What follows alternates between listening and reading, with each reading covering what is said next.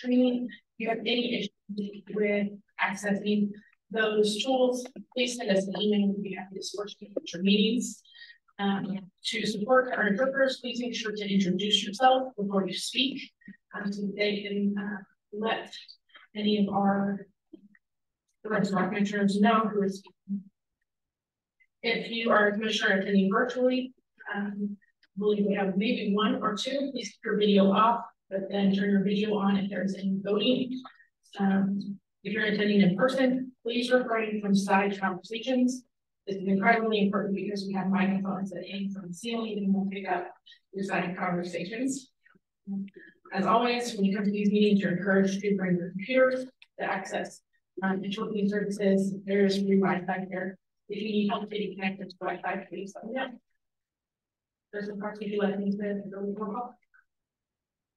Yes, you can move forward. Roll call Commissioner Cottingham. Here. Commissioner Harris. Vice Chair Harris, I apologize. Commissioner Vice Chair Harris.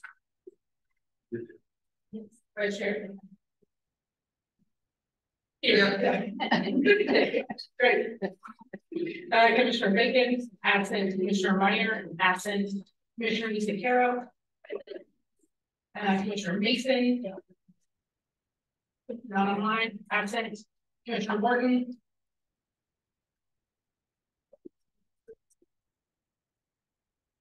We will watch for him. All right.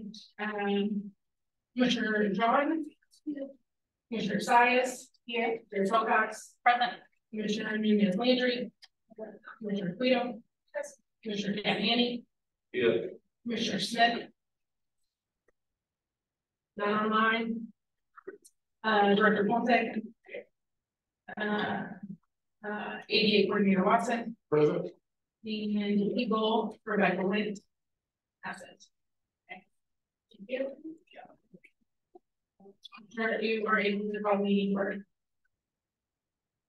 All right, welcome commissioners, and thank you for coming out to our first meeting of January. We're excited to see you all in person. I officially call our January meeting to order at 6 p.m. Thank you, Stephanie, for the roll call. I will take a motion to review and approve November's minutes.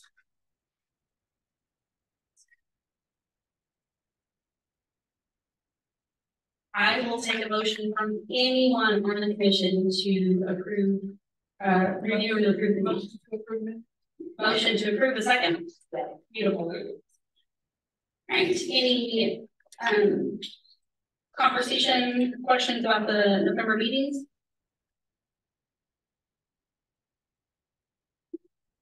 Approving as they are. All right. All in favor of approving November's meetings, say aye. Aye. Any opposed? Thank you. Do we have any public comments?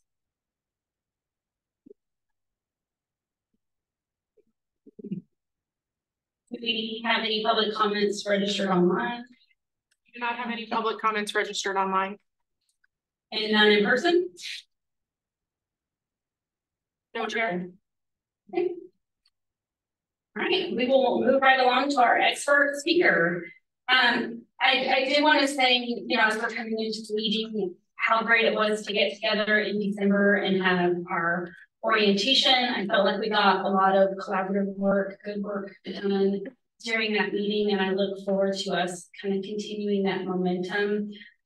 All of us were appointed to this commission, accepted our appointment.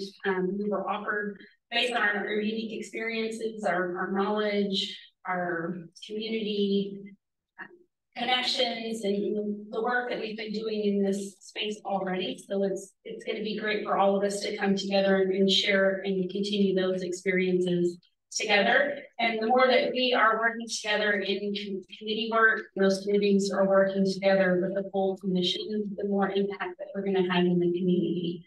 I know that was the #1 highlighted area that all of us were concerned with, was community engagement and community awareness about our commission. So I look forward to more committee work and be more engaged this year. With that, I do want to introduce our expert speaker. It's Audrey Olmanson. She's the owner of the Therapy Collective, and she's going to talk with us today about navigating advocacy and how we work together in our communities. Thank you. Oh, Commissioners, thank you for having me. Bringing my water up so I can keep my voice working well for y'all. Thank you so much for having me here today. I'm honored to be here and to get a chance to talk with y'all. And my hope with what I cover today is that there will be a few nuggets that y'all can take away to support your connection and collaboration as a team and a commission, and also support your own individual care for yourself, because advocacy work can be really moving and powerful and exciting, and it can also be draining and taxing. And so my hope is that we will have a few pieces in here that can support all of you together as you're working through all of that.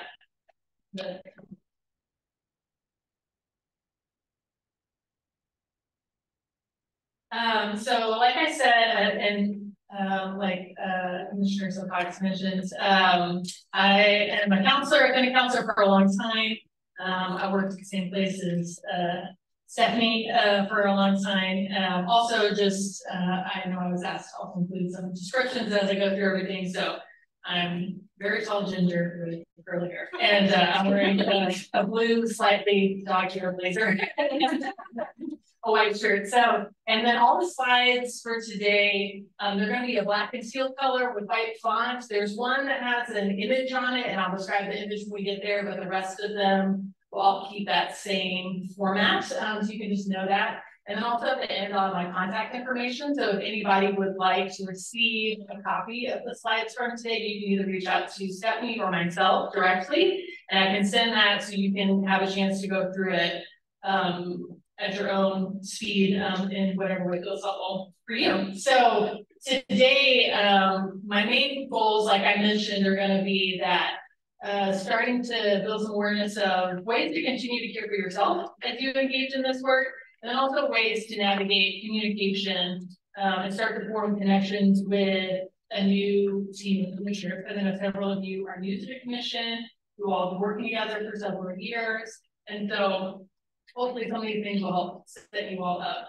to do that piece well. So first, we'll be just briefly talking about intersectional identities, because I find that that's a big piece when it comes to both group dynamics with each other, but also in the advocacy work y'all do as a commission, right? Like you're directly interacting with systems and policies and all these different kinds of things that also have been part of marginalizing people in various ways for long periods of time. So we'll talk real briefly about that. And then we'll go into building rapport and connection with each other as a new commission, new set of commissioners together. And then a little bit of nonviolent communication. I know that title sounds intense, but it's really just the name of a way of communicating, where it's how do we communicate in ways that are effective, that help us regulate our own selves and things, and also help us see things from another person's perspective, and doing that in ways that help us move through even tense conversations or emotional conversations effectively. So we'll go into that a little bit. And like I said, I'll have all of this written down in this and can send it to anyone if you want more. I also have other resources if you're wanting to learn more on your own about anything like that. I'm happy to share those as well. You do next slide. So this is the one slide that has the image on it. So it's kind of a rainbow spirograph, and I know it can look like there's a lot. Yeah, you can make that larger just for now.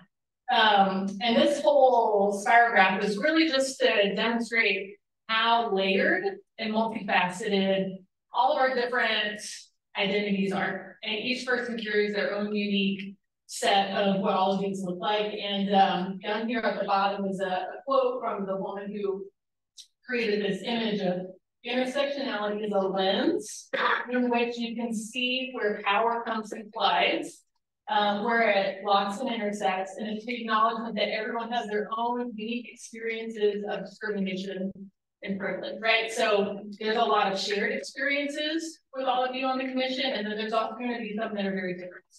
and practicing some reflection with yourself. What does this look like for me, right? And intersectionality, it's all about identities. That can be all kinds of things, even in addition to what's on here, right? So what this has listed is things like race, ethnicity, gender identity, class, language, religion, ability, sexuality, mental health, age, education, body size, right? There could be so many, right? And it's what of those identities has privilege, and what of those often experiences marginalization. And again, everyone's going to have their own set of what that's like and their own set of experiences.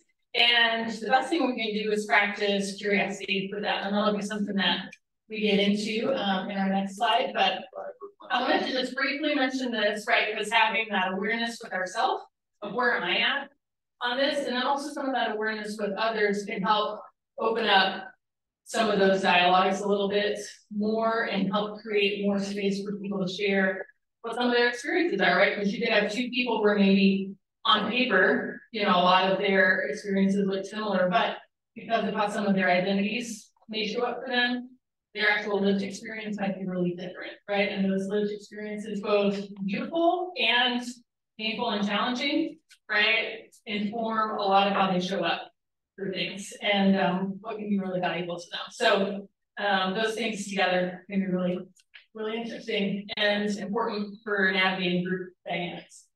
So next one, building rapport and connection, right? One of the biggest assets that you guys have is curiosity. And curiosity, I always like to say, is the opposite of judgment, right? Judgment is very final, it's closed-ended, right? It's like, well, here's the thing, and that's it.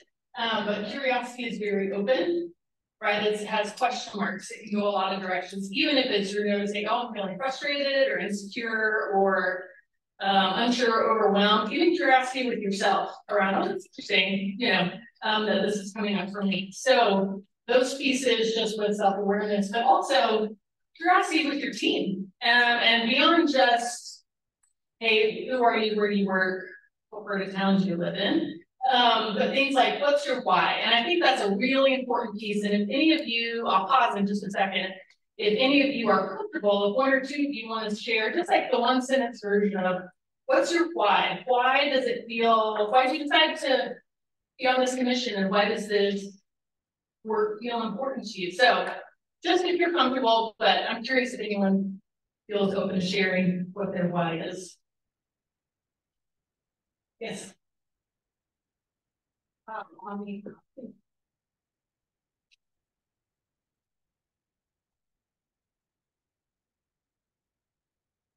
Commissioner Ami, my why is understanding where I was at the bottom of my emotions and wanting to see that anyone else who finds themselves there knows that they're not alone. Yes, yeah, they're not being alone. Yeah, thank you, Commissioner Ami. Anybody else feel open to sharing?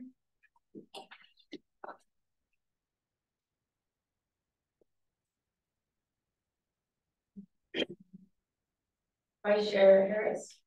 I am deaf and I have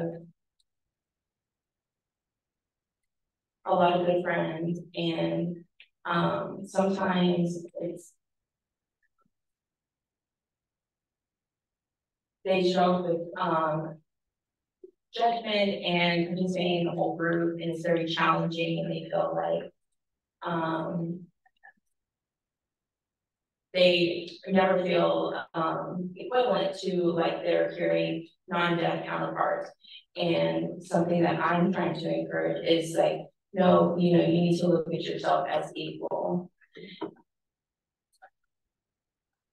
Like, you know, they have a different way of communicating, and a lot of times like that is art for them, their style of communication. Yes, yeah, absolutely. Thank you, Vice Chair Harris. Yeah, so, and I'm sure all of you have your own reasons, and I thank you to both of you for sharing. Why I always love hearing those is that's the power and the passion behind this. And always keeping track of what's my why does it feel valuable to me is also a really protective factor against burnout, right? Because we're all working, we all have our own lives, right? Like we all have all of this stuff, and you're choosing to come here and also devote and dedicate your time and energy to this commission as well. And so coming back to why is this valuable to me? Why does this feel important? How does it align with my personal values and how I want to show up in the world? Those are going to be things that really support you in showing up in a way and also protecting yourself from the burnout, right? Because once we start to feel like, what's even the point? I'm so tired, like we're going through the motions, right? That's where burnout can really quickly start to show up. But as long as we're connecting with that why, it doesn't mean that we're not going to get overwhelmed or have, moments where maybe some burnout can happen, but it can be a really protective thing for us. And so that's one, and learning those about each other, right? Like obviously sharing what you're comfortable with, but getting to know each other and each other's lives can also be something that can be a really connecting experience and help the group come together. I know you have the large commission, and you also work on smaller committees together. And so in both of those settings, that can be a really valuable way to start to build some connection and understanding with each other, because advocacy work is important, but it can also be challenging and frustrating. And so also really feeling like you have some of that camaraderie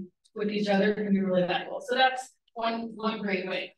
Another one is going to be, what are my strengths and passions? But I think especially that strengths piece, right? So much of our culture is focused on what's wrong with you, what's not working, what do we need to fix, whatever, instead of, hey, what do I have to bring to the table? What am I really good at? What's unique to me that I can bring here to this group, to this committee, to this commission, right? And so practicing with that, and there's even some really interesting surveys online, and if that help identify like top 5 strengths, especially in team settings. So if y'all are ever interested in having access to that, it's a free resource, and so I can share that link with you guys as well. But I love that one too, because it really shifts that focus to that, like, hey, what do we all have to offer here, and what's really valuable that we can all bring together. So I love that one as well. And then we talked about this next point a little bit already, about what are my own intersectional identities, and how can I learn from others in a group who have similar or different combinations of identities, right? And so that would be another valuable piece that can add a lot. And then finally, humor and creativity go a real long way. So being able to laugh about things, right? Especially when you're talking about topics and issues that really matter to everybody in the room, right? Like you think about the whys that were mentioned earlier, right? Like those are very personal, emotional, meaningful reasons for why people are showing up, right? And everyone in here, I'm sure, has some of those. Everyone in here also has some of their experiences of moments when they felt really seen, and that felt so valuable and wonderful, and they want to bring that to other people. They also have moments where you felt really marginalized or traumatized or all of that, right? So this work too, part of advocacy that can be challenging is it's not a non-emotional thing, right? Like we're showing up as ourselves to this work, and we bring our whole selves and all of our life experiences with us, and we're in a room with other people who have all of that too. And so really practicing, again, humor, creativity, those things can be really powerful when it comes to navigating what can sometimes be weighty or challenging topics, or sometimes our own unsureness of, I think I want to share something, I'm not sure, I don't know, right? Like the humor and some of those things, even with ourselves, if we make a mistake, we don't know something like that, those are really valuable pieces. So and then creativity, right? That's similar to that curiosity piece, right? Like what can we create together?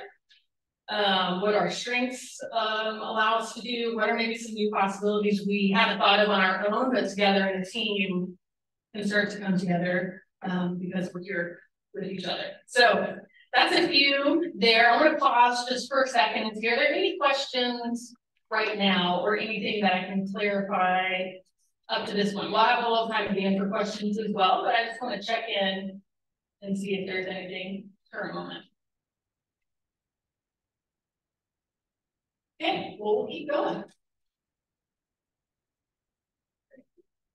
Okay, so this next piece is about the nonviolent communication style that I talked about.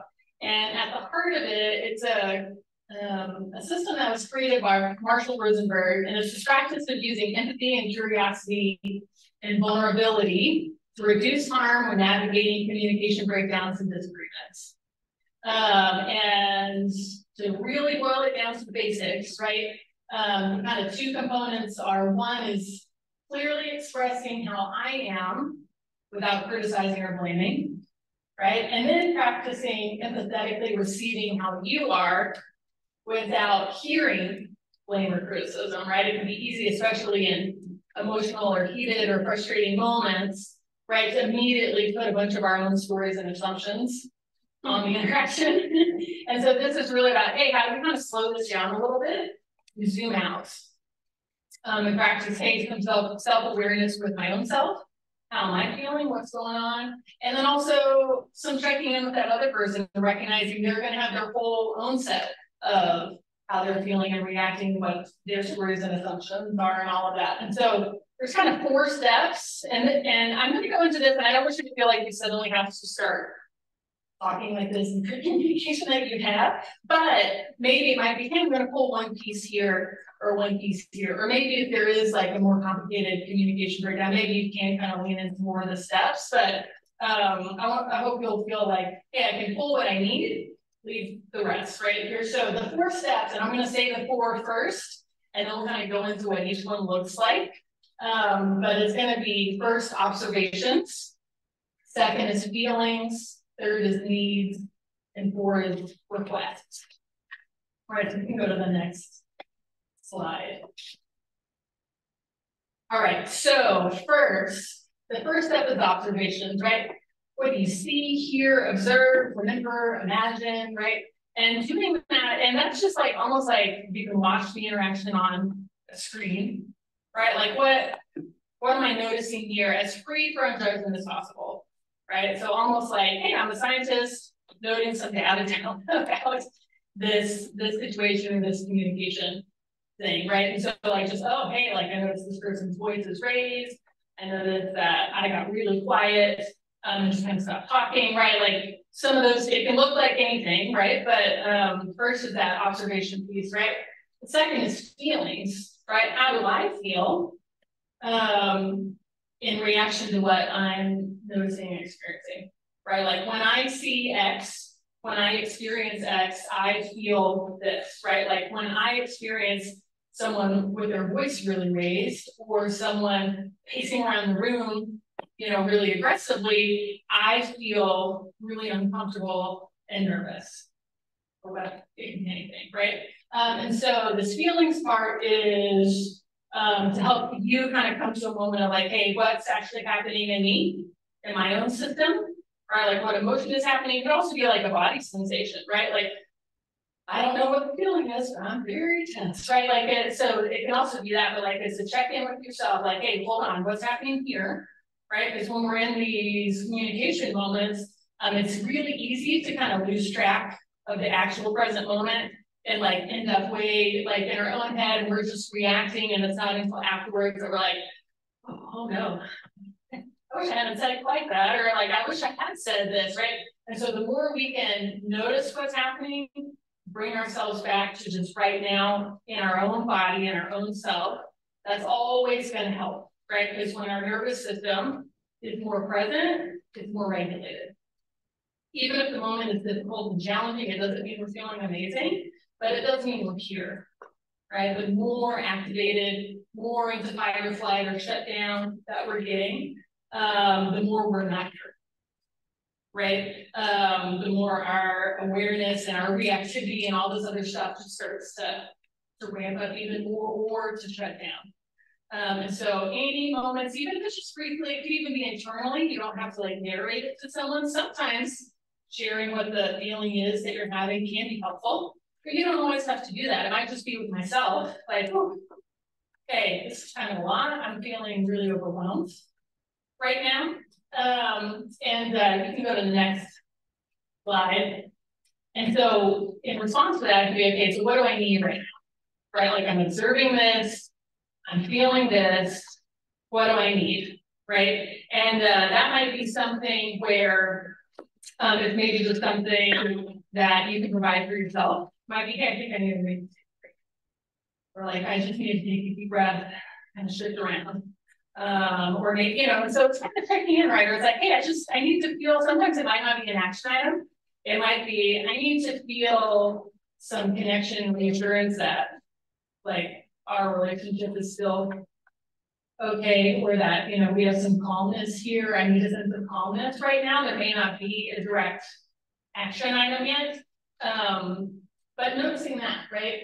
And it's an important thing to name the need because the final step is going to be making a request, right? And so once you kind of acknowledge your own need, that's going to allow you to better articulate, okay, what's the thing that I am actually wanting to be different. And so a request is, can be, of course, respectful, right? Clearly requesting, right, without making demands. And so that can look like something like, hey, would you be willing to like take a 5-minute break right now? And then we can kind of regroup and then come back here. Or would you be willing for me to, I think what I need is to think about it. Would you be open to me, sending you an email or calling you tomorrow for next week, after I've had a chance to process this, right? So it doesn't mean that everything is dramatic or negative. It might just mean like, hey, I think I just need a little bit of time to think about this, and we can be open to that, right? And so there's ways to ask for what you need to make requests without being a demand, right? I think sometimes too, it can feel a little bit like, am I being too demanding? Some people are very comfortable with communicating what their needs are, and making requests, and some people are uncomfortable, right? And there's a continuum, right? So just kind of checking with yourself, where am I at on this? Is it something that feels pretty easy and comfortable for me? Is it something that feels more uncomfortable? And on the flip side, what's my comfort level with receiving that kind of request and feedback from another person? Right? Because like in any interaction, there's you and all your stuff that's happening, and there's that person and that other person. However many people are happening, and everyone has their own nervous system, and everyone's nervous, and then the group has a nervous system, right? Like I think we've all been in that moment where it's like you feel the room and it's like, oh, so tense. Oh gosh, right? You can feel it. Or, oh my gosh, this is so fun. And you can feel it in the room, right? That's how we feed on each other. Our systems are picking up on all these nonverbals that we're not even consciously aware of all the time, right? And so this is practicing. Let me bring a little bit of awareness to what's happening in my system. And also practice remembering, hey, that other person is going to have their own stuff, and 99.9% of it doesn't actually have to do with me. It's them and their own stuff. And even if they're upset or angry or whatever, that is still their own stuff. I don't have to take it as an attack on me. That's them and their own nervous system having a reaction. So I can still decide, what do I need right now?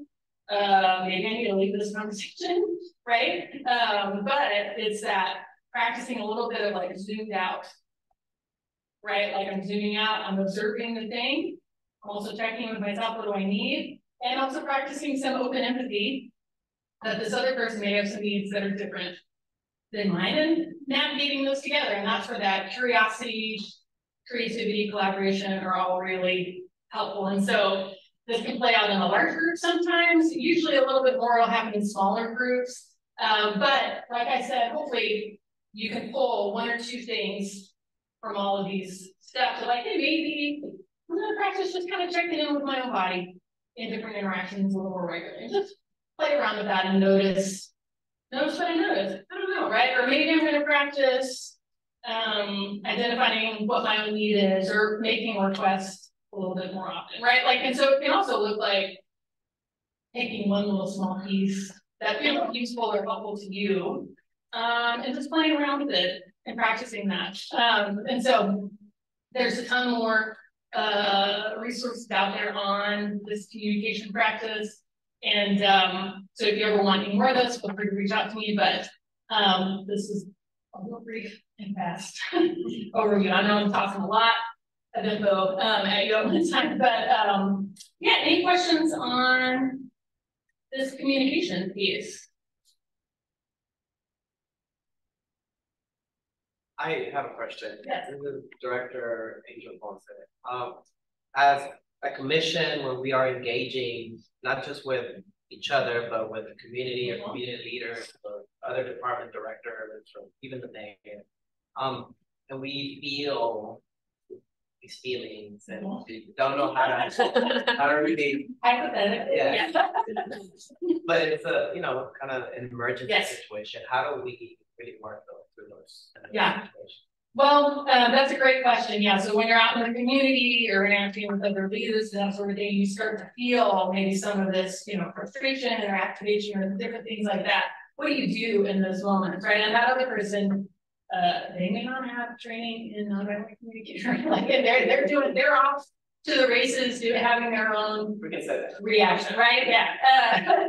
So I would say one, like, you know yourself the best of anybody, right? Like you've lived your own life the most of anyone, right? So I'd say one, like sometimes outside of those scenarios, you might know, hey, certain scenarios tend to happen, or I know when I interact with this person, I tend to feel this way, or whenever I get really overwhelmed, I know I tend to shut down or get really angry, right? So you can kind of do a little bit of reflection just for your own self.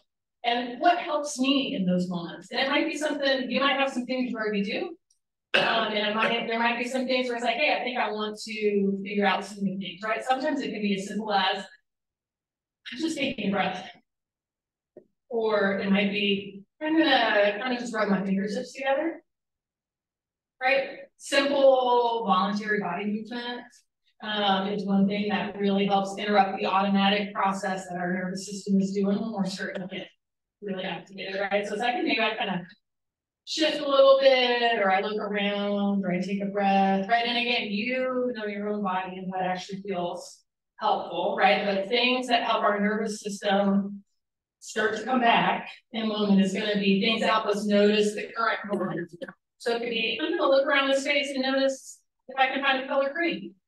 Or I'm going to see if I can hear 2 other sounds from the room that aren't the voice of this person having this reaction. Or it could be, I'm going to, do some sort of gentle, subtle body. You can do a lot of this in a meeting or in an interaction with someone and they're not going to have any idea that you're doing anything, right? But things that help our system regulate is going to be positive social connection. So sometimes, you know, those moments, we'll have them, where some kind of wild moment is happening, you make eye contact with someone you know really well, and you kind of share that knowing look, like, oh, yeah, right? That's positive social connection. The reason we seek that out, right? As soon as we get that moment, it's like, right, even if that's not what we're thinking about when we're doing that, that's what that does. It's like our system goes, oh, okay, we're connected. I'm not alone, right? Like feeling isolated and stuck are always going to make us more activated. So things that interrupt that will help. So any kind of positive social engagement, as simple as eye contact with someone that you know, right? Gentle body movement, right? So like when we start to get real worked up or shut down, our bodies tend to tense or hold. It might be we hold our breath or certain muscles tense or things like that. So things that kind of, okay, we're here, all right, you know, simple body movement, noticing a current moment thing. You could even be noticing just a simple body sensation, right? Like I can feel the collar of my shirt against my skin, right? And so some of those things can be small and just like, hey, let me just come back for a moment, kind of land here. Yeah, is that addressing that question? Okay. And there's a lot more. And again, like I said, if you ever want more resources on anything, just email me and I can share more with you. Yes. Change the microphone.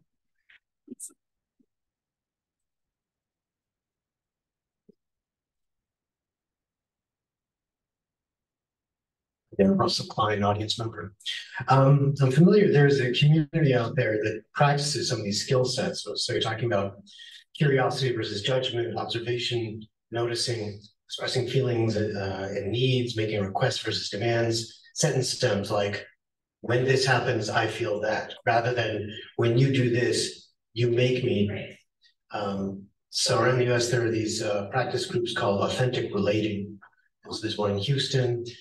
They have met virtually, they continue to meet virtually, and there are those around the rest of the US that you can connect with as well. They do all these things, sort of practice these skill sets.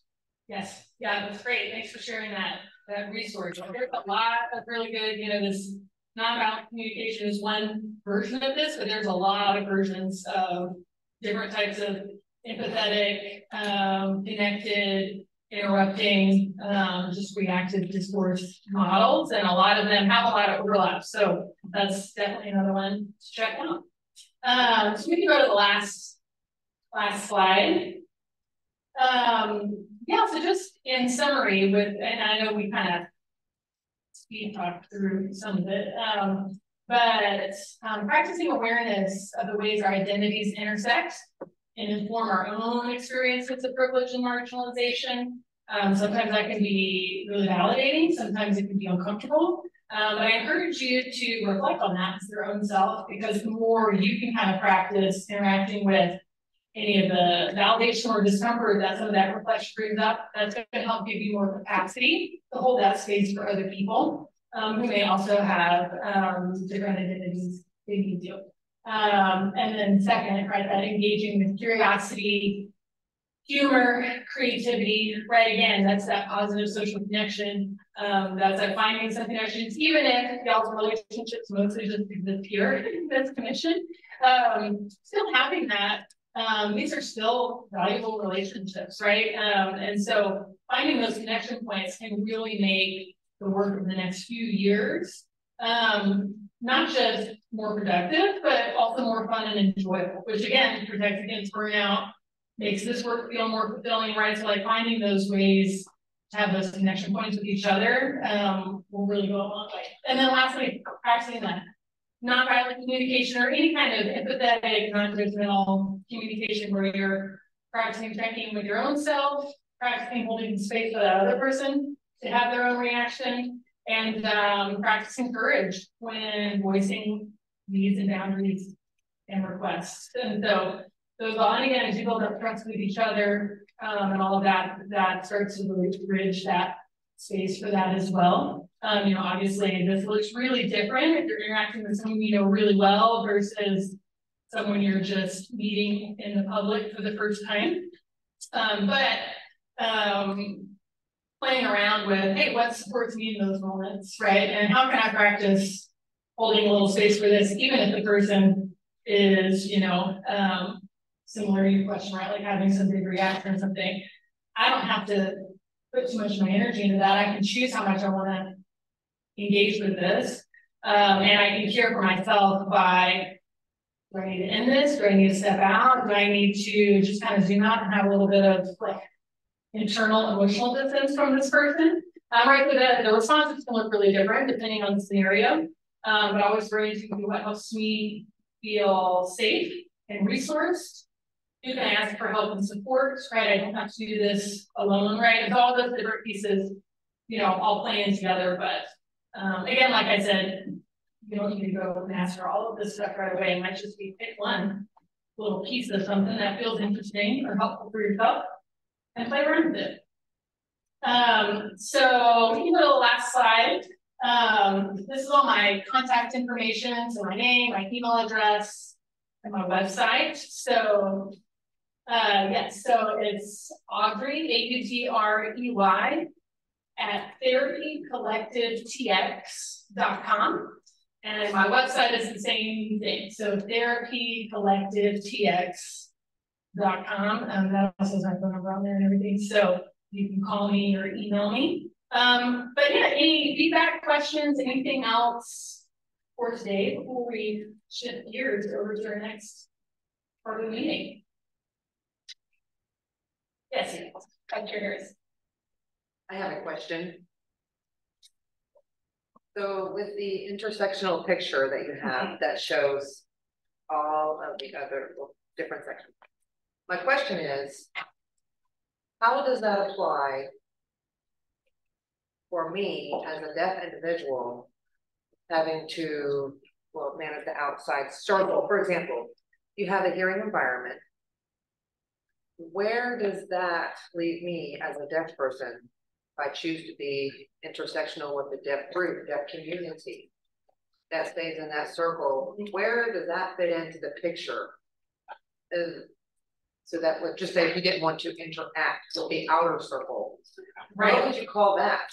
So, and where does that fit in? Right, and please jump in and correct me if I'm misinterpreting any of the question, but it sounds like you're asking, are you recognize the intersectional identity part, and an important piece of your sense of connection is interacting with others that are also part of the deaf community, and finding a lot of community within that. And so how does that play into the intersectional piece? Is that accurate?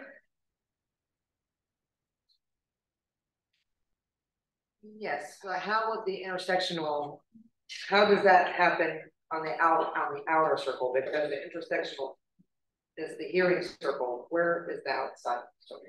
So what I would say is we all need safe spaces where we have people with shared elements of identity and what feels important for different people. Some it can be skin color, ethnicity, it could be gender, it could be different abilities, right? And so it's important to have those safe spaces where you can just relax, feel seen and understood in those ways, and not have to navigate all the other stuff. But within that, the intersectional identity piece is you might have a white person who does not have hearing and is part of the deaf community. You might have a brown or a black person who also is part of the deaf community. And those two people, because of, they might also be different ages. One of them might be really old, one might be really young, right? And so those people's experiences, even though they have this one important shared identity of being part of the deaf community,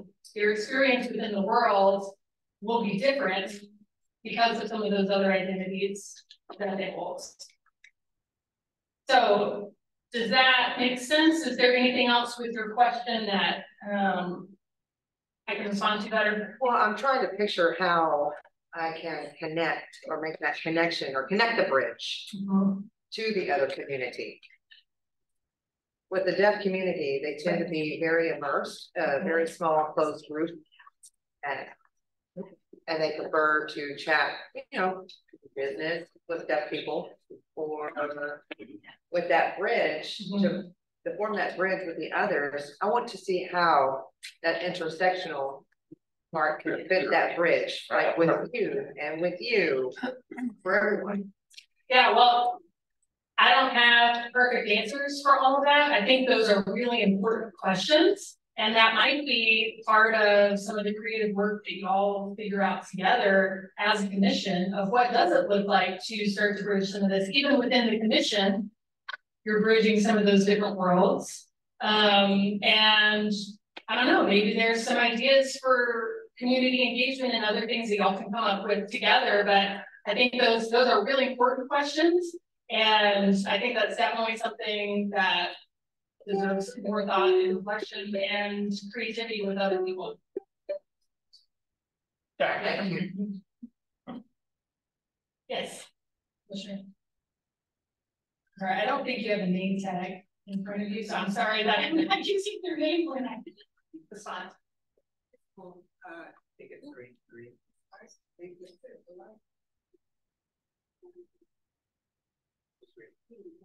There it is. Hey, y'all. My question was kind of related to last year, Ricky's, because I'm wondering, the person who put this together, what was kind of the goal of saying, you learn about your intersections, you learn how to be comfortable with yourself, and then you ... I guess that answer is for us to discover as a group that we're a part of. And I guess I asked this if I find that I'm too intersectional, but I'm like, okay, there's my culture, there's my other culture, there's my disability, there's my other disability. And I am this one person who maybe wants to somehow express myself, but group all of these intersections. And I guess I wonder if the person who put the chart together maybe has an example of, oh, and this is someone who embraced the intersection really well, embracing what it meant to them and how to go about that. But people or communities or even organizations like ours that go out and say, we understand our intersection, and this is what we did with it. Mm-hmm.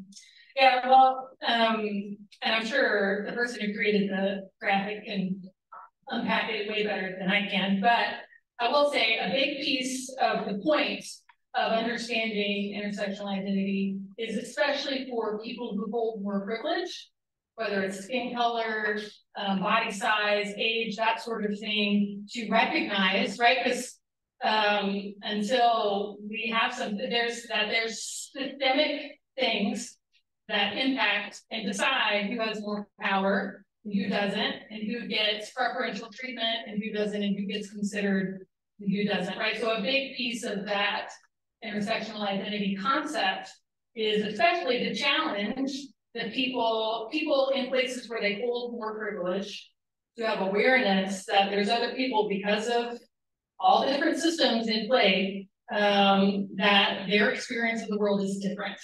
And that I can't just go around assuming, because I'm a white woman, that every other person's experience of the world is the same as mine, right? And so a big piece of it is that, of creating some awareness and challenging some of the assumptions around people who hold a lot of privilege. And then the second piece is what you want to do with it. There's no correct way to integrate your identities and express them in the world, right? But the best way to do that is the way that feels the most life affirming to you. So there's not a clear path, but like this, part of this commission, y'all come from all different parts of Houston, all different experiences of the world, all different kinds of identities, and this is a great space to practice what does it look like to create change, advocate for things for Houstonians who have all kinds of different experiences and backgrounds and identities. So,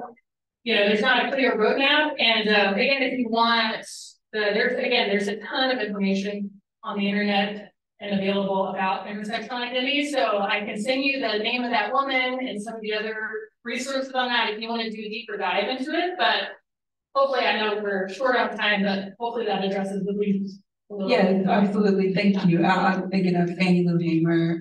She would say, "No one is free unless everyone is free." Exactly. Yeah. That's that chart. Yeah. Got you. Mm-hmm. All right. Did you have a question? Yes, I have. Okay. This will be the last one, and then we'll I am, because I'm sure that this is not the first time you've done a presentation of this kind.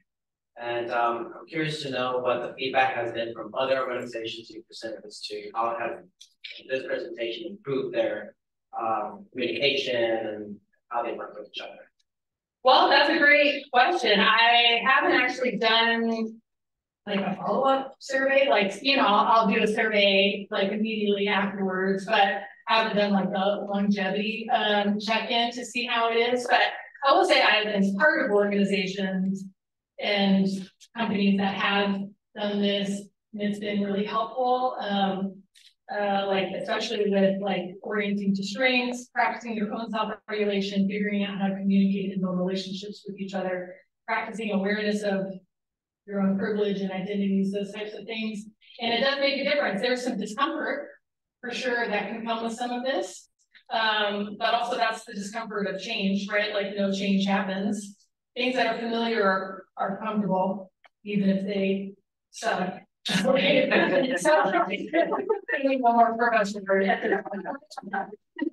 And things that are new and different are innately uncomfortable, even if they are a healthier, more expansive option. And so there's also always discomfort with that. But yeah, I'm going to send out some surveys to some different organizations and see how it's going now. But I will say when I've been a part of it, and that's a big thing that's informed how I talk about this too, is the positive things I've experienced, both negative and positive, of different places I've worked, the different communities that I've been part of, is people are willing to talk about the real things, name the actual experiences they're having, and sort of have some of those more courageous interactions with each other, can really move much more effectively and interrupt the unhealthy patterns that often happen in organizations. So hopefully this will support y'all. Like I said, take the parts that feel helpful, leave the rest. And if there's any other questions you have or resources you want, don't hesitate to reach out to me. I'll be happy to share what I can with all of you. So yeah, thank you all so much. Yeah.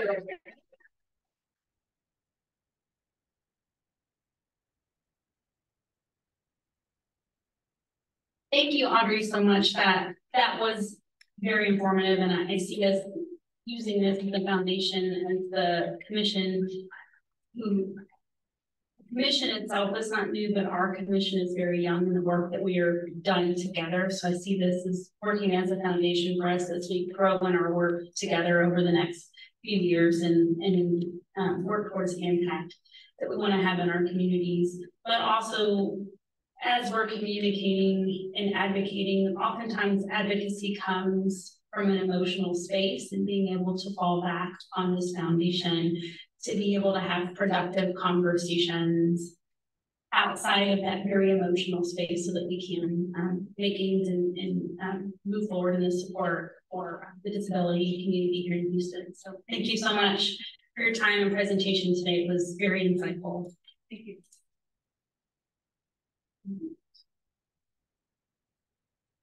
I do want to just take a brief break in the meeting and ask Stephanie, Kayla, somebody to update the attendance to account for Commissioner Mason being present. Thank you. All right, moving on to the MLPD report. Hello, everyone. Hope everybody's doing well today. Hope everybody experienced a good holiday and a happy new year. My birthday was January 5th. I turned 28.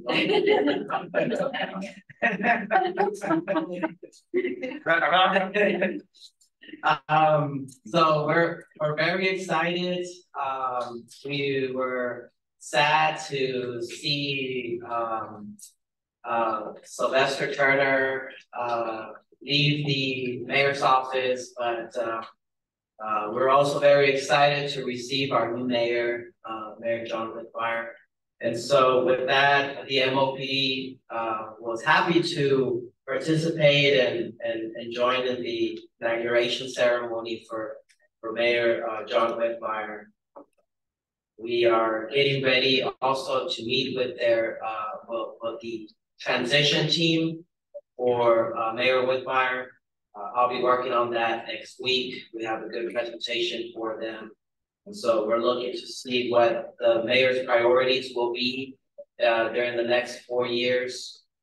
In his inauguration ceremony, he said 8 years, so we'll see.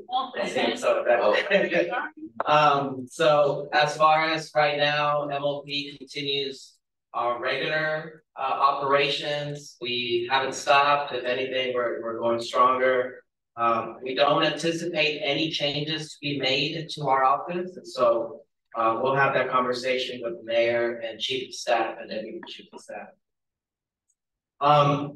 Later that day, we also worked with the transition team to host the meet and greet with the mayor. We ensured that ASL was there, so thank you, Nottingham Interpreting Services, for making yourself available for that day, as well as other translation services. We had a couple commissioners that attended, and so thank you for being there that day and letting and hopefully you let the mayor know that the commission and the mayor's office for people with disabilities is very important.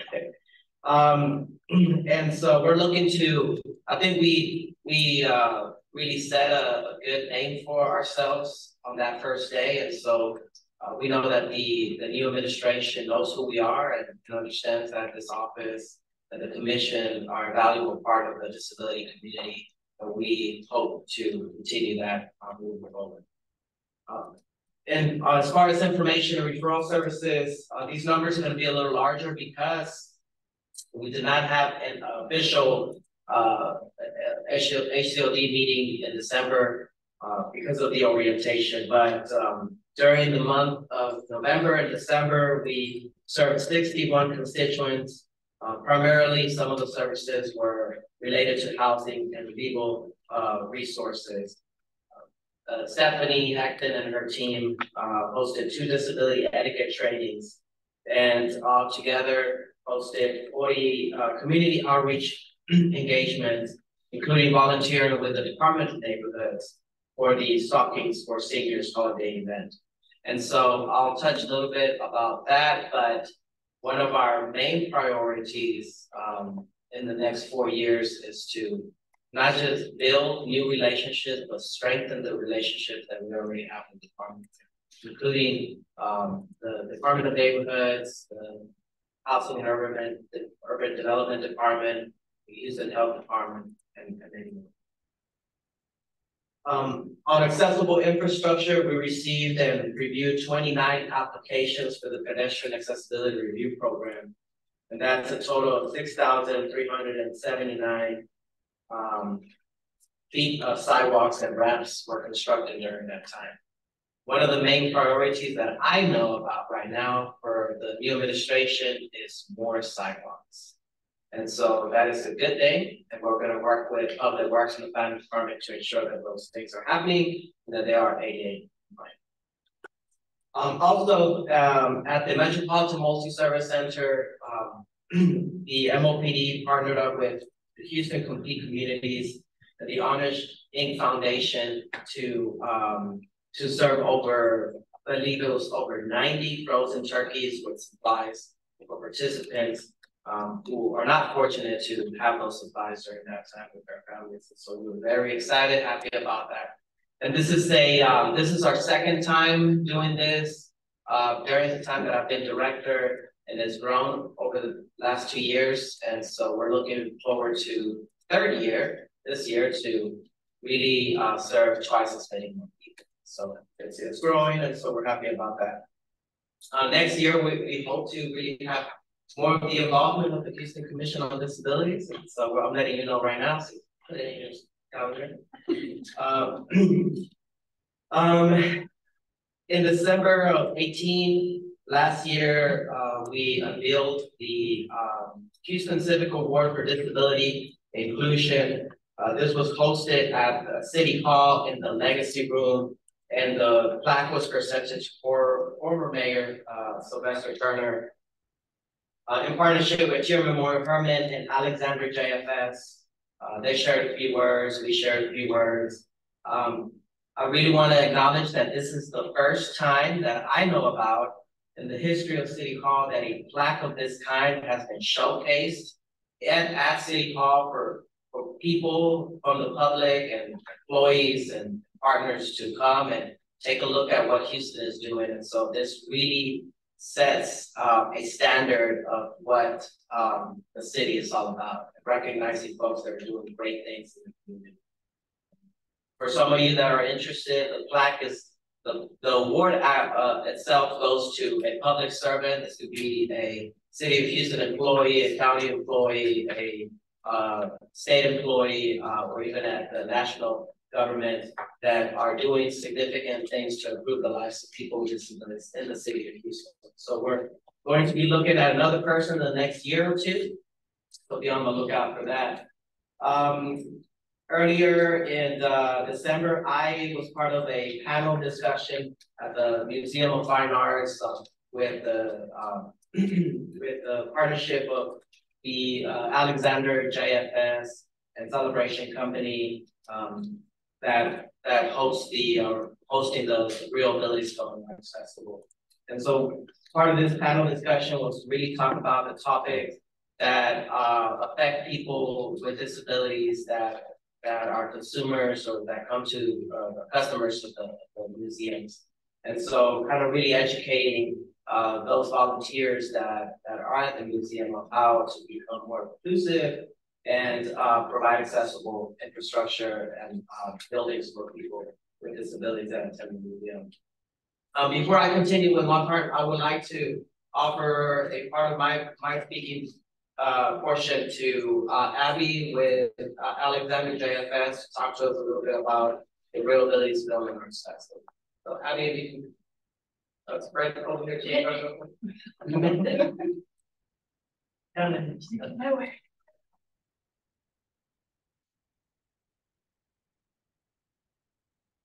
Hi everyone, my name is Abby Markowitz and I am the Real Abilities Houston Film and Arts Festival Coordinator. I am very happy to announce that we have our official dates and registration open for the entire festival. It will run from February 4th to the 28th.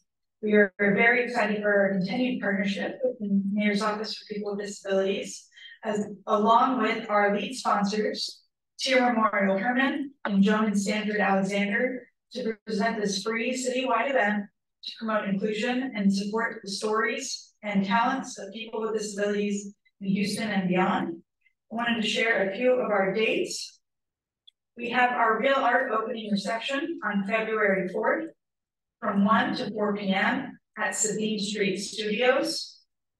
We have our City of Houston collaboration event, thanks to Director Ponce, that will be taking place on February 6th, where we are going to be able to introduce this program to some of the new administration and present to City Council.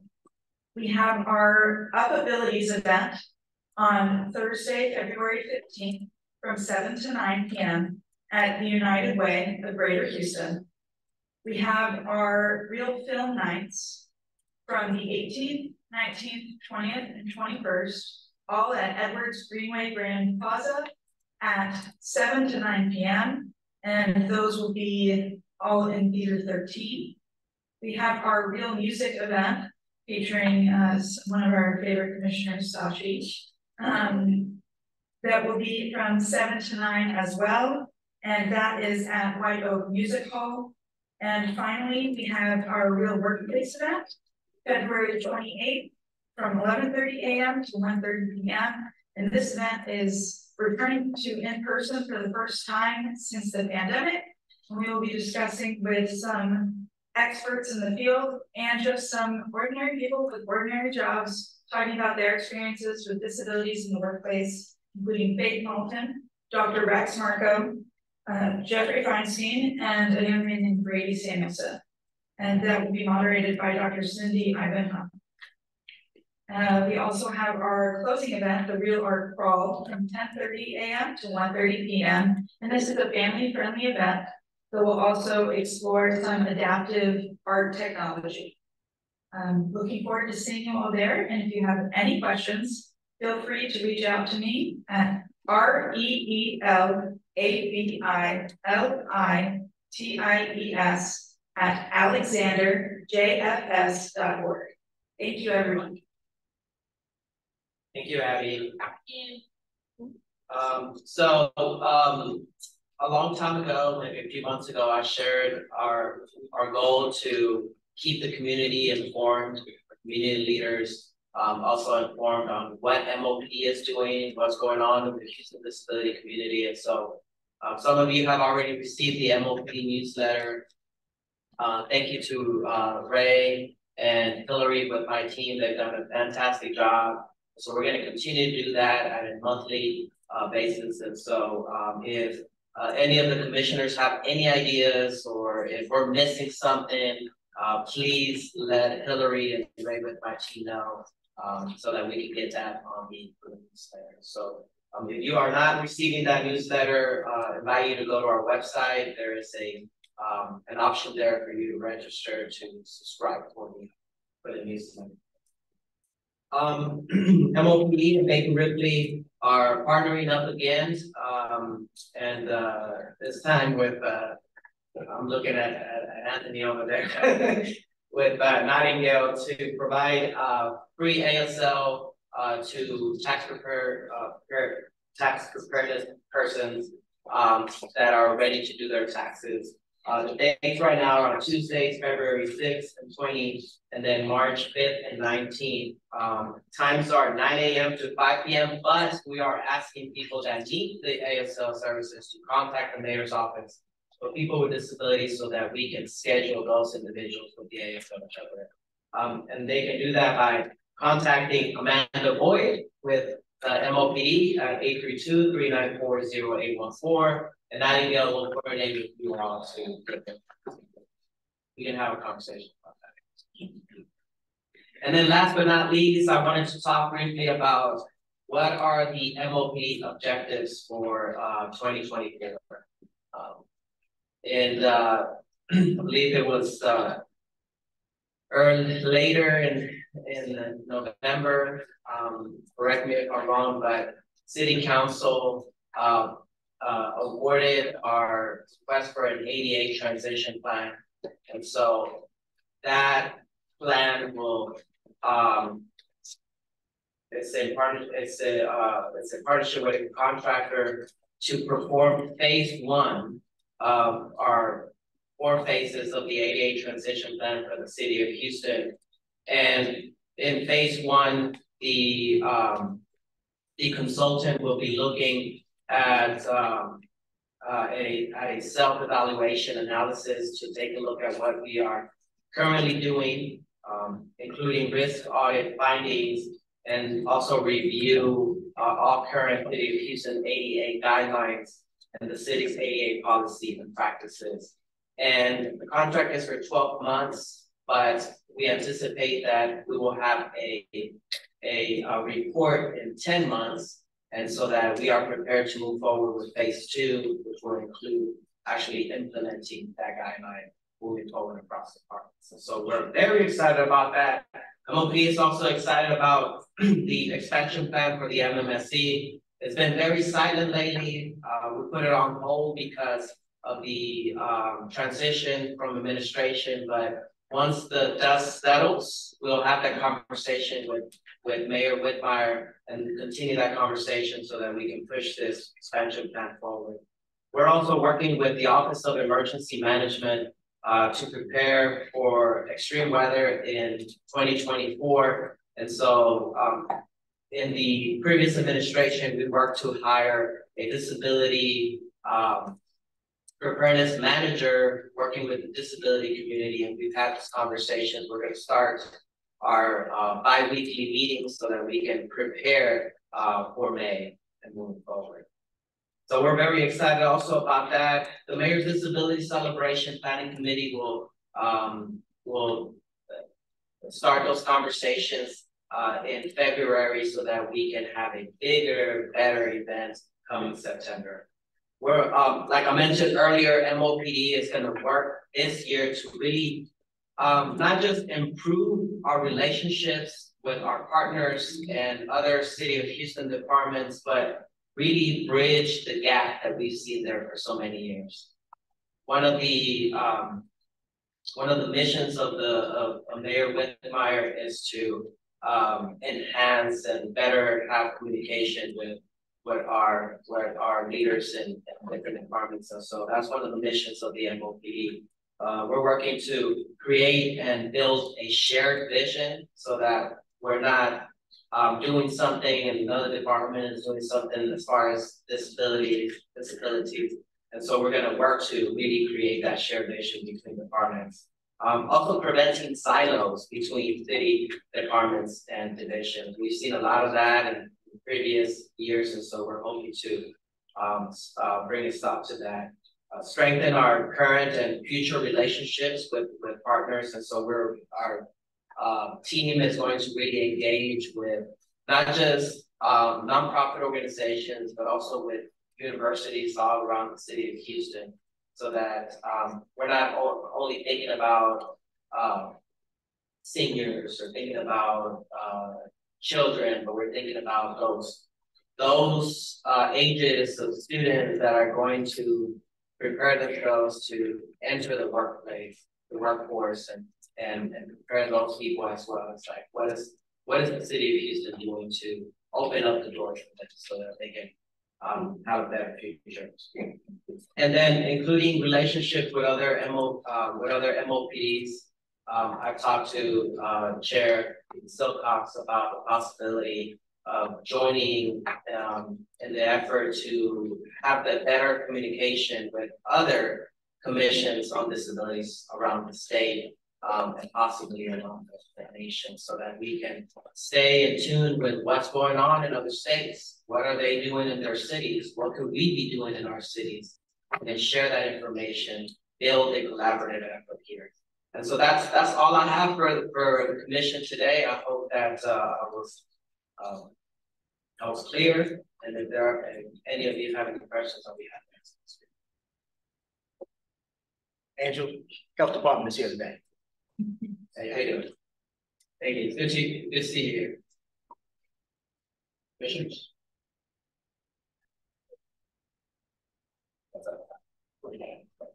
You're just a graduate, like trying to be in my. Okay. Question, you said that there's a contractor now for the transition plan? Yes, we have. Who's the contractor? Hey, Dawson. Hey, Dawson. Hey. Oh, okay, gotcha. Thank you.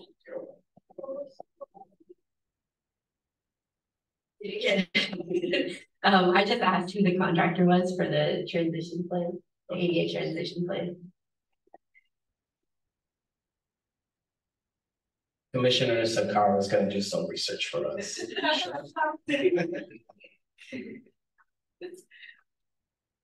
Any more questions?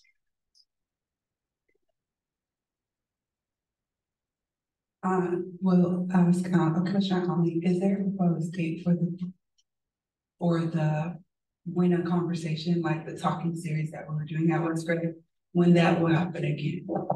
Somebody in the community say like, oh, is it not our business no more, or just For the West Grade expansion plan? Yes. Once we have that conversation with the new administration as far as how we want to proceed, then we'll engage with the community again.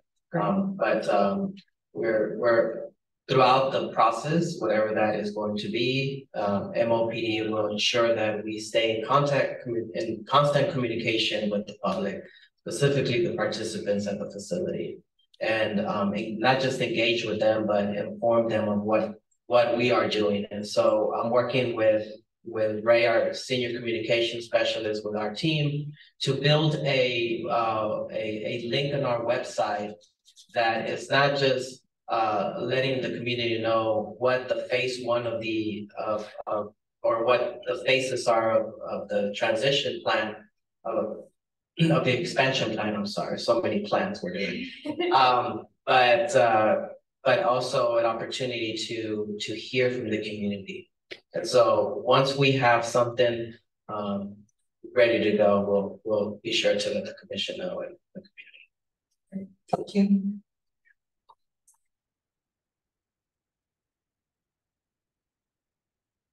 Thank you very much. Thank you, Angel. It's always great to hear the work that MLPD is doing. We always appreciate the engagement and out of the box creative ways that you're connecting and working on behalf of our community. So we really appreciate that. And it sounds like you've been really busy getting ready for 2024. Right? Was it 25? What year is it? Well, it's already been a long year. I think I saw Hannah getting on to do the MSC report. Is it Nolan? Hannah? I believe Nolan is going to be giving the MMSC report. Excellent. I'm here, everybody. Can you hear me? Not coming through. Hang on, Nolan. It's not coming through. Testing. Can you hear me? Yes, no, maybe.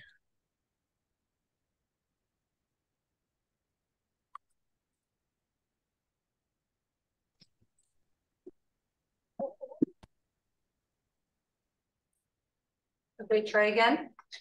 Can you hear me now? No.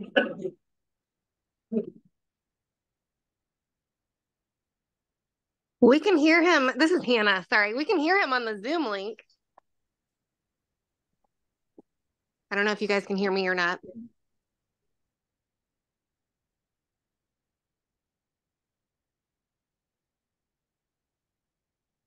What about now?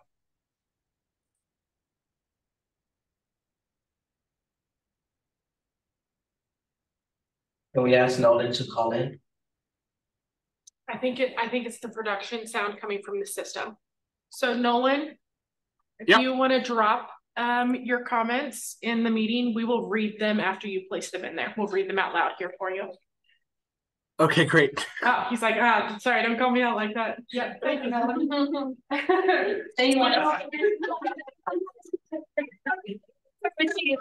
Would you like us to move forward with the committee reports while he's typing? Yes, that would be great, Chair. Thank you. Okay. Excellent. So we will move to committee reports while Nolan is typing in his report. So first, I do appreciate the committees have been meeting. I've been seeing conversations coming through about committees that are meeting, so that's always exciting to see. We'll start with the Education Employment Committee report. Mike Cottingham here. A couple of thoughts. We had some discussions on potential future topics of conversation that might involve like SSDI benefits and employment, how that's impacted, so people have more clarity there. Work accommodations, how to request those, what that looks like. I think there might be some real value in that. And then also making sure we plug those materials into YouTube channel potentially and social media. Make sure that material is available for people who aren't presently watching it, but who may want to check that out later, right? I think that'd be really valuable. As a resource for people who want to access that when they're ready to access that. We also talked about, as individuals may know, there is the Family to Family Conference, January 20th. Go to familytofamily.com to get information on that. They'll be covering a lot of topics focused on transitioning to different stages of employment and education, and it might be a great resource for folks in the community. That's all I have for this. Thank you. Thank you. The report from Community Access, Transition, and Housing. Okay.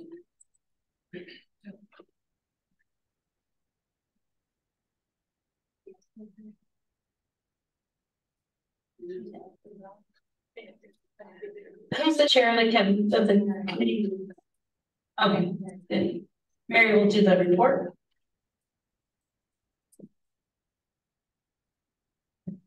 Okay. So the committee met by Zoom on last Thursday at noon.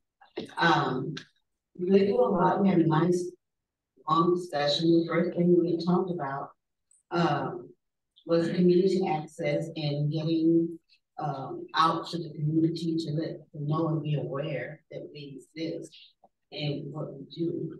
And I had identified several groups that I kind of sort of affiliated with.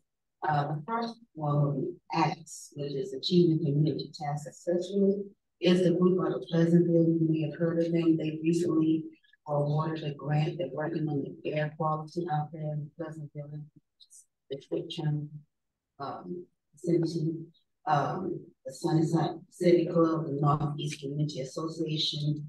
I have a major function coming up in April that I would like to invite the MOPD to have a table, so you can share information on that. Like, I've sent my letters out with. That's what they don't need. And of course, we're going to try to meet with have the presentations from the various district councils. Okay, whatever. I'm trying to wait. Well, I try to go through and make a list, but some of them are new, so they don't have their teams in place. I sent the committee a list of what I've gathered so far. Once they get their people in place, they start doing their community town halls. I'll see if we can tag along. We don't need about 5-10 minutes tops. Just share what we do, and that way their constituents will be aware of us at no cost. I'm a budget kind of person.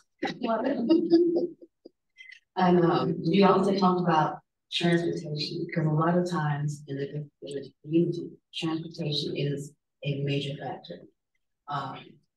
Cost.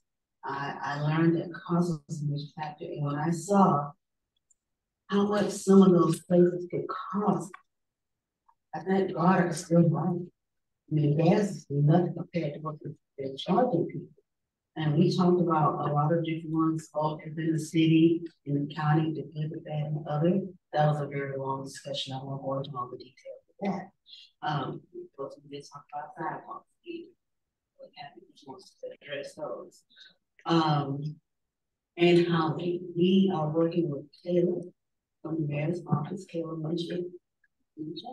And she once upon a time worked for housing, so she understands what's going on. And she shared with us quite a bit of information.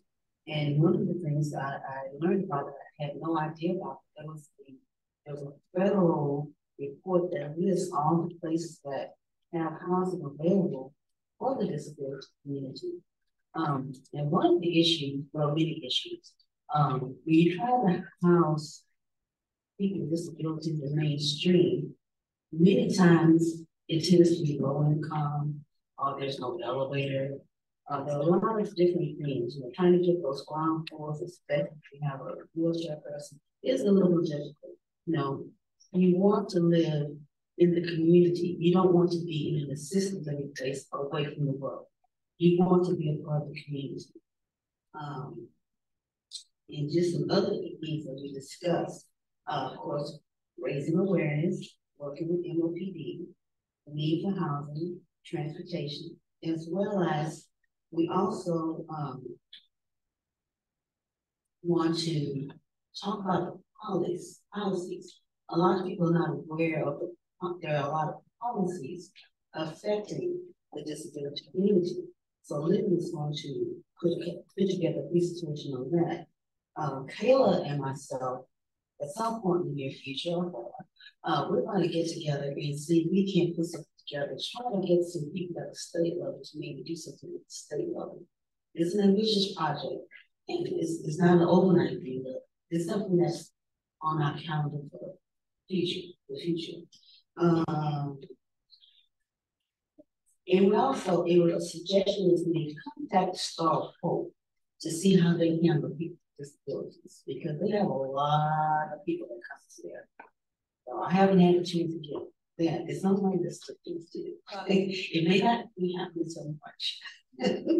But there's a Star of Hope in my area, that big complex they just built. And I'm not sure if it's Star of Hope, but there's something coming up across from them that it was on the news, and I really kind of was half listening. So I got to do a little more research. It seemed like it's something that people transition. I don't know. It's just I got to keep doing that research for that. But that's kind of where we are right now. When we all have our own work. And it was a very productive meeting. Sounds like it. Excellent. I have something to add. Yes, I have a question. The Star of Hope that you mentioned, can you find out more about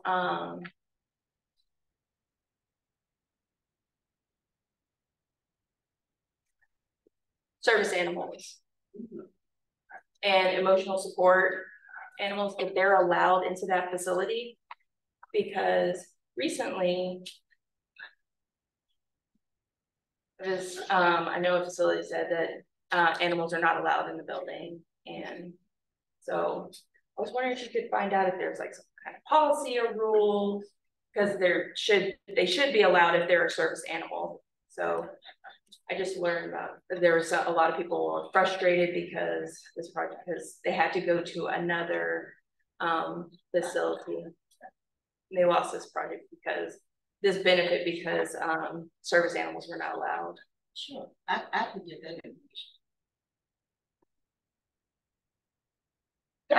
Thank you. That sounds like a letter from DOJ.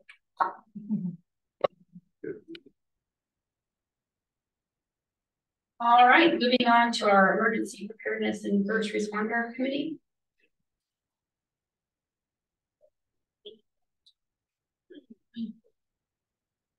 Thank you. Commissioner St. Croix here. So I'm sure everyone's aware of some frigid weather that's coming our way this weekend. Sunday, Monday, Tuesday, Wednesday, possibly longer. And so I think most importantly, I just got one on my phone. We encourage everyone to sign up for Alert Houston and for Ready Harris.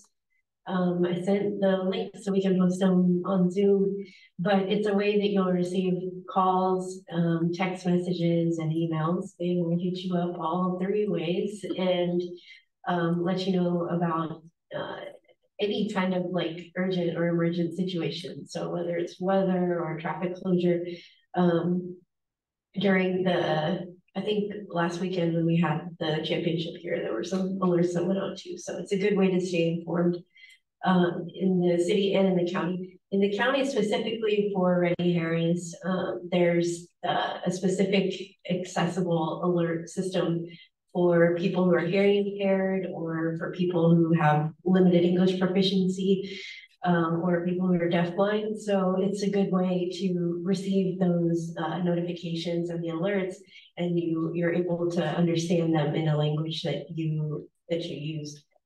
So remember Alert Houston and Grady Harris. Some of the things that we talked about were just to engage more on the disaster preparedness aspect. We're only like 2 weeks into this year, and we have a freeze coming already. And then in the short few months, we'll probably be dealing with, rain and water events, and then possibly hurricanes. So it's just never ending. So we want to do a good job of engaging with the community on the weather events, and then even with like first responders, and specifically with people in law enforcement, to figure out any kinds of ways that the disability community can engage in interactions with first responders, and disability etiquette and disability awareness. So we're working on reaching out to people who are already like in the city government and in county government to be able to do that. So yeah, we had a great meeting a couple of days ago, so look forward to continuing the great work. Chair, just to confirm for Commissioner, we did place those links in both the Facebook meeting and on Zoom so that they have access to the links you described. Thank you, ma'am. I just want to lead to emergency preparedness. In like May or June since the pandemic, in District D at the Sunnyside Multipurpose Center, they always do a big hurricane push. Grady Harris is out, everybody, the whole kit and caboodle, the state, all kinds of people come out there. That'll be a great opportunity for you guys to make a presentation as well. You probably go to District D. I know they're one of the sponsors, or maybe even Grady Harris. I don't know, all of them are part of it. I don't know who's the lead on that, but it's a big thing that they do, and it's well attended. Did you say, thanks for that information, did you say it's District D or District D? Yeah, the D's and dog. D's and dog, okay. It's District D, like I said, text dot comes out. They talk about if we have to evacuate, they bring out great materials, and that would be a good time, because we do have a lot of disabled people in wheelchairs that attend that event as well, so they would probably benefit from some of the information as well as the others. So when I find out, I'll let you know. If I can find out, if you don't find out before me, I'll let you know when I find out as soon as I can, because they ought to be working on that about now. Thank you. I'd also be remiss not to mention the 4 Ps during the freeze. So make sure you take care of your pets, plants, pipes, and your people. Don't forget your people. Thank you. Thank you. Again, I appreciate all of the committees coming together and meeting in the last month. It looks like, or sounds like, we're making some good progress on those committees. And thank you for all the committee chairs who have stepped up to take on additional responsibility for the commission. So we appreciate the work that you're doing. I want to bring up 2 points while we're talking about committee work. I know we're moving right along on time. Commissioner Osvaldo has reached out and wanted to put back on the table our immigration committee. At the moment is on pause while we took some time to get the other committees up and going and meeting regularly. I do agree that immigration is an important issue, especially here in Houston. I want us to start to think about, have conversations about putting that committee back in to working. That will take other commissioners, all commissioners at the moment are accounted for in other committees. So that would take some commissioners being willing to or volunteering to possibly sit on 2 committees. So taking some time to think about that commitment. Commissioner Osvaldo has stated that he would be willing to be the chair, and which I think is appropriate, as he's very engaged in that community and supporting in that community.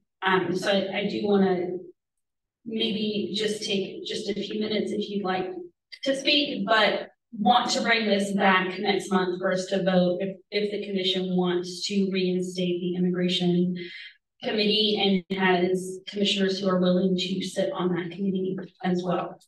So we'll bring that back in to next month's conversation to take a vote. Commissioner Osvaldo, would you like to take 2 minutes? Yes, please. Okay. Thank you so much, Chair. Just let me reflect myself and share with you my thoughts. When we talk about the vulnerable community, who are the most vulnerable in our community? Immigrants, because they are completely lack of resources. They cannot access to health services. They cannot access to transportation. And also they can, if we consider the last 2 laws that they were approved in Texas, we will confront a very sensitive situation in the following months. So we have to move forward. We have to be prepared. We have to encourage and create conscience in our governments, in our city councils, and as more than we can influence, we can protect them. This is why I took the liberty to promote myself to lead that committee, because I'm completely sure that they need us. Thank you. Thank you.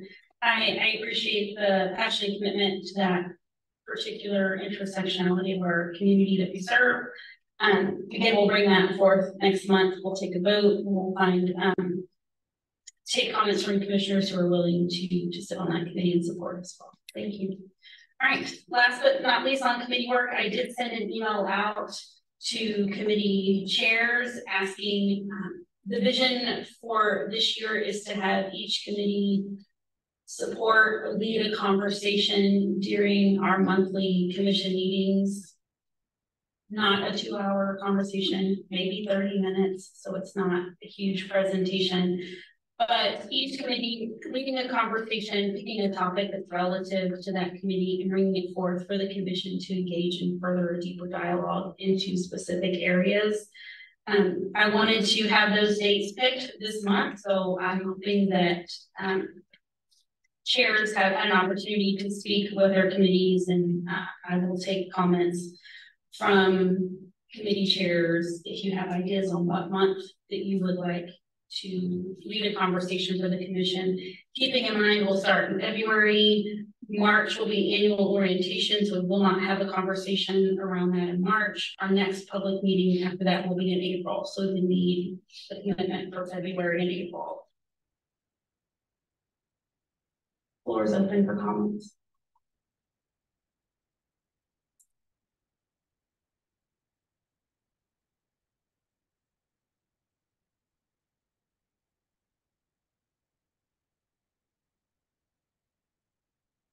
Lydia, I hate to call you out, but I know that you and I had a long conversation, so it might be an opportunity that we can start there. You can have some ideas around the community access and transition that might be a great topic of conversation for February. Yes, one of the ideas that I had was clarifying the different theories or perspectives on disability. I don't know how much detail you want me to go into that right now. There are different theoretical models of disability, and sometimes people new to the disability community may not be aware of the different perspectives. They may understand disability entirely through the medical perspective, which has its place when it deals with medical issues, but it may not pertain to social processes and our concept of disability.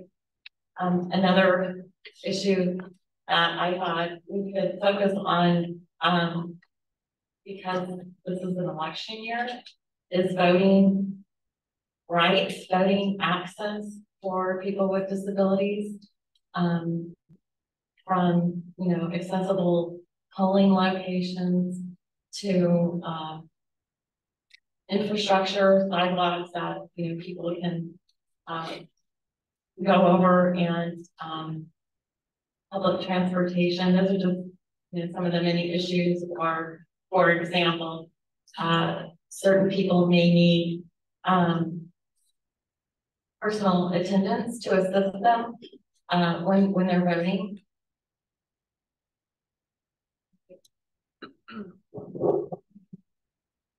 Commissioner Omni, I wanted to add something that was really cool. I just completed an internship with the American Association for People with Disabilities. And during our graduation, someone had mentioned Lydia because I have been telling her how I'm interested in voter advocacy. And I just wanted to reconnect that with saying just the intersectional identities. And so it was the Fannie Lou Hamer Leadership Program. So a program for educating youth with disabilities. And we complete this program, and then I hear that someone Lydia knows says something about me. And I just like that for intersections. I want to give a shout out to our speaker today and say that it is very possible to see us be connected with each other as commissioners without even knowing how that happened.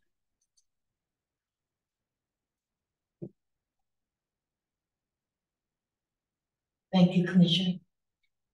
Commissioner Monique Mason, I'd like to give an update. The Houston Center for Independent Living, barrier-free living, is offering to the community, disability community, a housing series for anyone that's interested in navigating housing, basic housing series.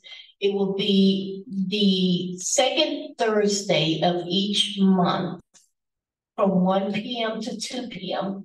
if anyone is interested in learning more information for housing for people with disabilities. Thank you. Hearing no immediate volunteers for presentations to lead conversations, I do have a thought, and I'll turn it back to the commission for your responses. Lydia, I think discussing the different models of how we look at the lenses that we look at disabilities is a great conversation and can be kind of the foundation that all committees are working through. So I think that's a great conversation. And February being the first time that we're coming back after a potentially major weather event. So I'll let y'all decide if we maybe want to have the conversation about models of disability in February, or do we want to maybe have a deeper conversation in February as we're coming off of a potentially major weather event, and then having the models conversation in April? I also wanted to say I would volunteer. I was going to ask for a more specific, like, what did you mean when you were asking for volunteers? Would you sound like something you could discuss with our committee, or? Yeah. Right, I had sent an email out to committee chairs, and Mary saying she didn't receive it, so I will follow back up with you. I apologize. Regarding having each committee lead just a 30-minute conversation with a deeper dive into the committee, a topic relevant to that committee. So the committees would work together, decide the topic, who's speaking, if there's going to be a presentation, if there's going to be slides, that type. But it's just the committees working together to lead a deeper conversation into the content of that committee. Any preferences on, well, let me just check in. Commissioner Tashi, is leading a conversation in February post the potential weather event something that you or your committee would be interested in doing? Is that too short notice?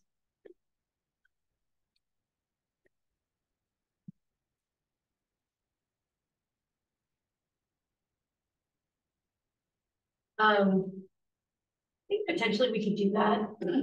And I guess I need to talk to the committee and figure out a specific topic, but you said 30 minutes? Yeah, around 30 minutes. Okay.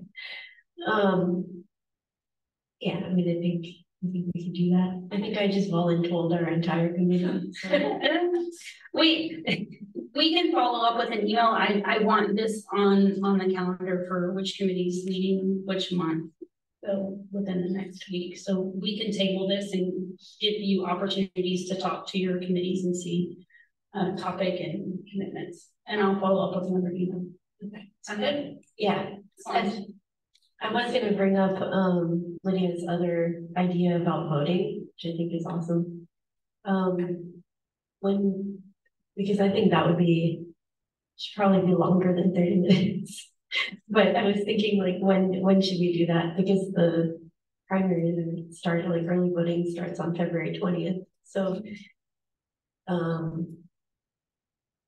do we want to maybe like do something for voting in the summertime or in May or?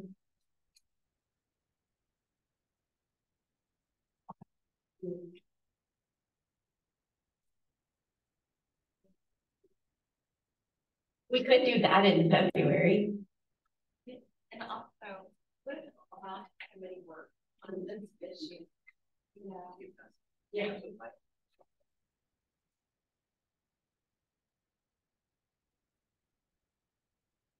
Thanks for bringing the AAP and wrap up and the work you're doing. And yes, I think on this issue, it would be good to do cross committee work on it because Commissioner Quintana has a lot of legal expertise and experience with us. And then I have, experience working with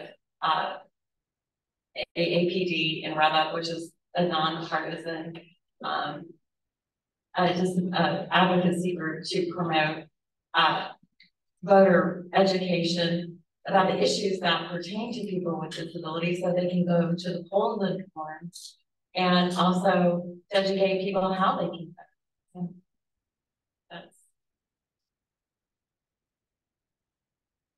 This is Director Angel Ponce. In the month of February, we have our speaker from OEM, right? So I anticipate that a lot of the conversation is already going to go up what we did or what OEM did to prepare for this hopefully nothing happens disaster during this weekend. And so I think that meeting already is going to be heavily involved, with that conversation. So I think we should move forward with the voting part during that month for a 30-minute conversation from the commissioners, because we are already going to be talking about OEM and emergency preparedness. Sounds great. I will put this down for a voting conversation. We have each other's contact information, so the committees can reach out and connect and decide if we want to do cross committee work, keeping in mind that no more than 6 folks on an email chain or phone conversation for reasons. So no more than 6 folks in the meeting. But yeah, I don't see why we couldn't do some cross committee work. Thank you. So we've got voting conversation down for February 8th. Led by the Community Access and Transition Group, potentially partnered with another. All right, excellent, thank you. This is Director Angel Ponce. I'm gonna advise that commissioners during this weekend on Monday and on Tuesday, really write down your comments and thoughts and feelings about what happens so that you're prepared to ask those questions to the Office of Emergency Management.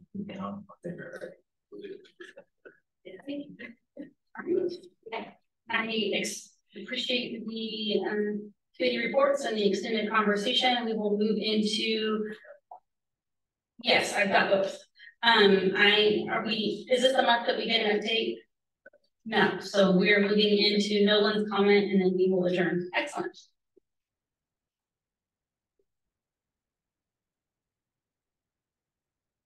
Hi, this is Stephanie reading the report and MSC report for Nolan Griffin. I'll try to do shots like that. We had a great December. We had a holiday party with all of the participants. A big thank you to Metro Lift for being amazing, ensuring all of our participants got to the location safely. Our wheelchair basketball team had tournaments in December, with our Division I team traveling to Dallas and our Division III team traveling to Corpus Christi. Our prep junior team traveled to the University of Texas, Arlington for their second traveling tournament. We had several firsts, including the first free throws made, first baskets made, and so much team building. Our programs are all back up and running. Tabata is on Tuesdays from 1 to 2. We will be a warming center for the expected cold weather coming up. We will be open on Monday through Tuesday for anyone who might need a warm place to be. For hours, please call the MMSC front desk at 832-395-7333. And I have a question. It's not for no one. When MMSC is open as a warming center or shelter place, is Metro Lift operating? How are folks getting to that location if roads are frozen? If Hannah or Nolan, if you're still on the Zoom link, if you can respond in the chat. I'm not sure, Director Ponce, do you have an answer for that one? I was not on the call this morning. I don't have an answer for that, Christian, but I will connect with Chief Unit to get answers about that. All right, we are running right up on our window. Any other commissioner comments?